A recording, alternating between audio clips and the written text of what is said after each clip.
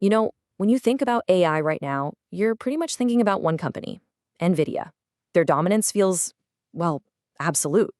Their tech is the engine behind this whole revolution. But every kingdom faces pressure. So, what's Nvidia's really built on? And are we starting to see the first few cracks in the walls? And if you want to get a sense of just how big this empire is, just look at this number. $57 billion. And that's not their yearly revenue. That's for a single quarter. It is an absolutely staggering figure that really shows you how central they are to, well, everything that's happening in tech right now. But here's the thing. Right at this incredible peak, a different story is starting to bubble up. And this quote from the street, it just nails it. The very success that built this kingdom is now creating immense pressure from some pretty powerful angles. It's kind of like this quiet warning sign that something's starting to shift. So before we can get to the challenges, we've got to understand the machine itself. Where is all of this cash actually coming from? Let's peel back the layers. And wow, when you look at the breakdown, it is incredibly one-sided. Almost all of that revenue, we're talking over $51 billion, comes from just one place, the data center division. We're not talking about the graphics cards you put in your gaming PC. Nope. This is the heavy-duty, industrial-strength hardware that's powering the cloud and pretty much every major AI model you can think of. All right, so what is this magical tech that's generating these just mind-boggling numbers? Come on, let's pop the hood and go inside the engine room, see what the entire industry is so desperate to get their hands on. Okay, here it is. This is the Blackwell platform, Nvidia's latest and greatest. And at the very heart of it all is this thing, the GB200 superchip. It's a truly revolutionary piece of hardware designed specifically for the next wave of AI. Models with trillions of parameters, thousands of times more complex than what we were dealing with just a couple of years back. It's wild. And this chart, it really puts the performance leap into perspective. When you compare the new Blackwell system to the last generation Hopper, you are looking at a 30 times increase in speed. That's not just a little bump, That's a generational jump that suddenly makes these once impossible AI tasks, well, now they're just part of the business plan. But here's what's so clever. Blackwell isn't just a chip you buy off the shelf. No, it's an entire system. What you're looking at here is the GB200 NVL72. Think of it as a supercomputer in a box, all pre-built, liquid-cooled, ready to be deployed at a massive, massive scale.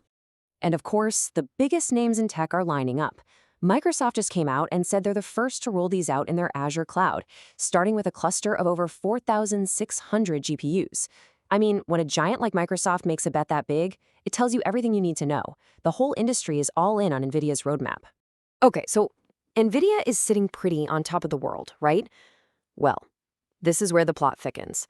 Because that absolute dominance, the fact that their hardware is so essential, it's creating this incredible pressure. And now the rest of the industry is starting to look for ways to push back.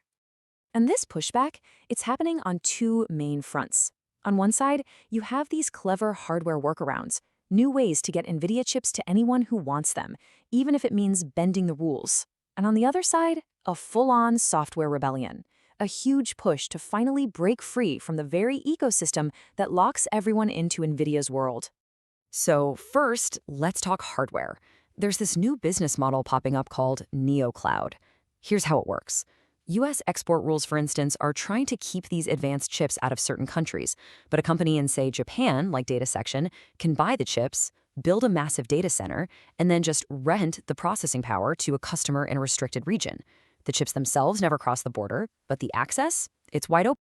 And don't think these are just little side hustles. We are talking about hundreds of millions of dollars in deals, soon to be billions.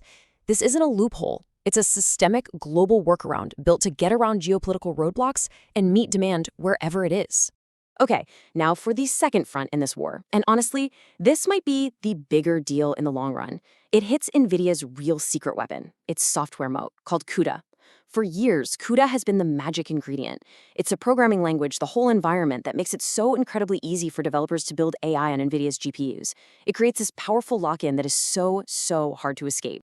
But here's the crazy part. Nvidia's biggest customers, who are also their biggest competitors, are now teaming up against them.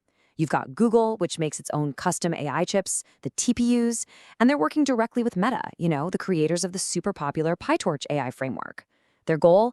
to make PyTorch run flawlessly on Google's chips. This is a direct shot at CUDA's dominance. They're building a real, viable alternative for developers. So you've got these hardware workarounds, you've got this software rebellion. Is this it? Is the Nvidia empire about to crumble? Well, not so fast. If we zoom out a bit and look at the bigger picture of how tech evolves, something way more interesting is happening. This isn't just a simple battle. This research is pretty fascinating. It shows how different technologies grow. On its own, AI tech grows fast. So does quantum tech. But look what happens when they interact. The combined growth rate just explodes. It's way, way faster than what either could achieve by itself. And there's a name for this, technological symbiosis. And what it really suggests is that all this pressure on Nvidia, from rivals like Google, from these neoclouds, it isn't just a threat. It's actually an evolutionary force. It's pushing the entire ecosystem to innovate and grow faster than it ever would have on its own. So here's the big idea, the key takeaway. Nvidia's incredible success is what created the conditions for these new challenges to even exist.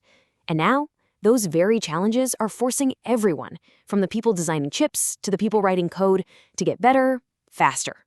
It's this great tech coevolution, and Nvidia is right there in the middle of it all, driving it and being driven by it. So yeah, Nvidia is the undisputed king of AI today, no question. But the real story here isn't just about who's on top.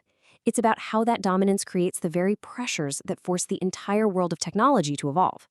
And in a world that's defined by this constant symbiotic coevolution, it makes you wonder, doesn't it? How long can any one kingdom really last?